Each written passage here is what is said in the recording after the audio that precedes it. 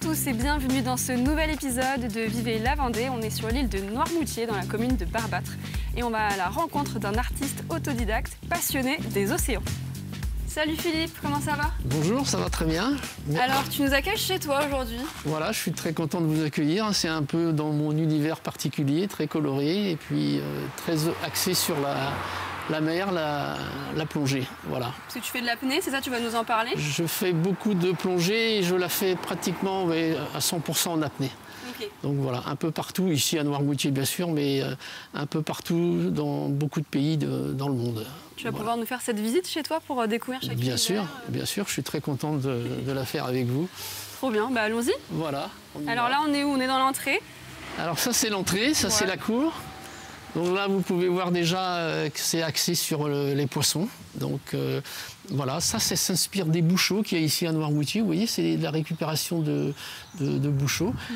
Et ensuite, moi, je travaille, je sculpte mes poissons. Ce sont en fait des planches de terrasse, si vous voulez, que je travaille et je vois des poissons partout. C'est ça le problème de faire de l'apnée depuis plusieurs dizaines d'années. Donc voilà. On est dans l'ambiance directe en fait. On n'a pas encore franchi le seuil de la porte officiellement, on est déjà dans l'ambiance. Ah, on est complètement dans l'ambiance, vous voyez. Et là, j'ai fait un grand poisson qui sourit parce que il faut mettre un peu de gaieté dans la vie. Et puis voilà, Okay. il porte tous ces petits poissons.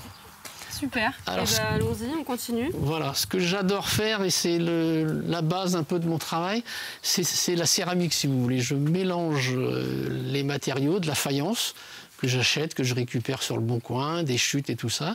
Je le fais avec du métal, avec du verre, et puis toujours avec beaucoup de couleurs, quoi.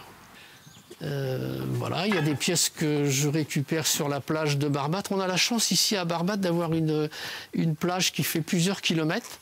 Donc je peux récupérer beaucoup de chutes de bois, du bois flotté, des poteaux de bouchot, des souches. Cette souche est arrivée, je ne sais par où, mais voilà.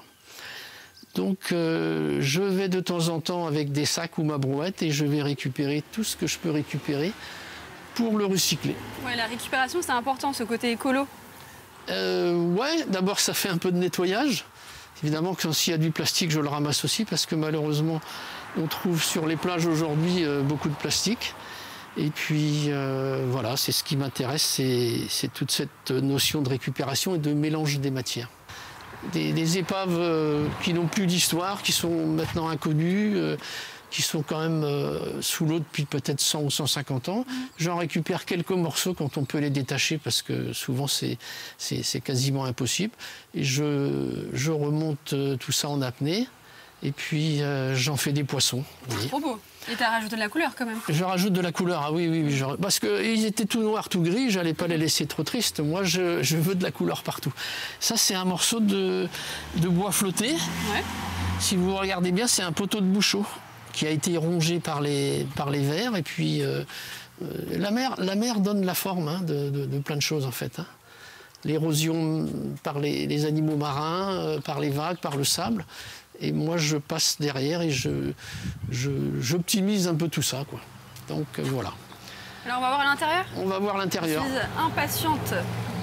L'apnée, c'est quelque chose de fantastique parce que vous ne faites pas de bruit dans l'eau. Vous attirez les poissons, vous voyez des choses que peu de gens voient en bouteille parce que la bouteille, c'est bien, on est plusieurs, on fait du bruit.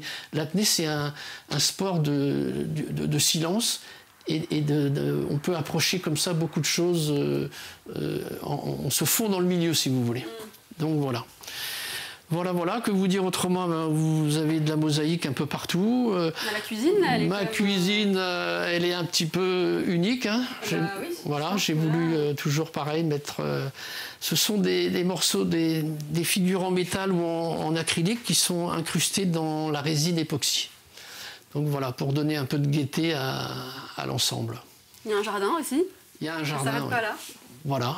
Et puis l'autre côté de la maison, c'est pareil, c'est couvert de mosaïques.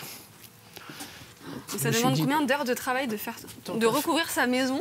Oui, la maison entièrement est recouverte. Il ne reste plus beaucoup de place, hein. Je ne sais pas comment je vais faire, mais il va falloir que je fasse peut-être encore un peu là-haut, mais voilà. En fait, ce que je veux, c'est être dans l'univers dans lequel j'évolue, c'est-à-dire la mer, quoi. Je veux être en permanence, avoir un regard sur la mer. Oui, il y a ce côté permanent, en fait, où on n'a pas envie de s'arrêter. Non, je ne veux pas m'arrêter, je veux être sur l'eau, sous l'eau ou chez moi avec la restitution de ce que j'ai pu emmagasiner dans mes plongées, si vous voulez. Donc pareil, ça, ce sont des morceaux que j'ai récupérés, que je vais chercher avec un copain quand c'est lourd. Et puis je leur donne une vie, si vous voulez. Moi, je trouve que, comment dire, c'est dommage de laisser pourrir ça.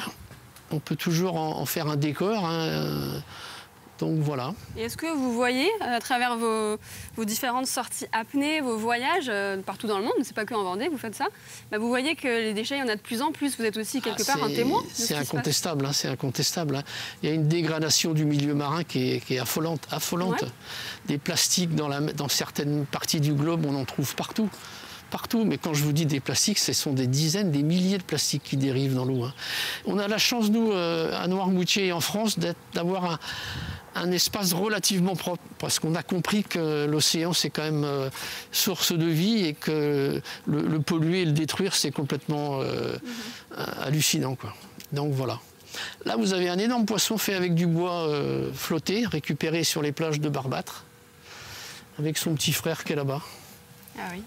Un dernier message pour les Vendéens, est-ce qu'ils peuvent venir comme ça chez vous, toquer, hop, petite photo, souvenir ici ? Quand le portail est ouvert ou le portillon, il y a des gens, ben, j'accepte évidemment avec plaisir qu'ils viennent me dire ce qu'ils pensent de mon univers. Et puis ils peuvent prendre des photos et puis voilà, ça me fait plaisir. Moi, c'est pour moi que je le fais d'abord, mais c'est aussi pour montrer. Hein. Inspirer peut-être les nouvelles générations à agir ou... Pourquoi pas, oui, bien sûr, ouais, parce que je pense qu'on a tous quelque chose dans les mains, un savoir-faire, et l'imagination fait la liaison. Hein. Chacun ses passions, hein. Moi c'est la mer, d'autres c'est la montagne, c'est plein de choses, mais je crois qu'on peut restituer avec ses mains et son esprit de la création. Hein. Donc voilà, au contraire, hein. Si on se met tous à faire ça, on peut qu'embellir le monde. Merci beaucoup Philippe pour cet échange et pour nous avoir ouvert les portes de chez toi. Ok, merci. Et merci à vous de nous avoir suivis. On se retrouve dès demain pour un nouvel épisode de Vivez la Vendée.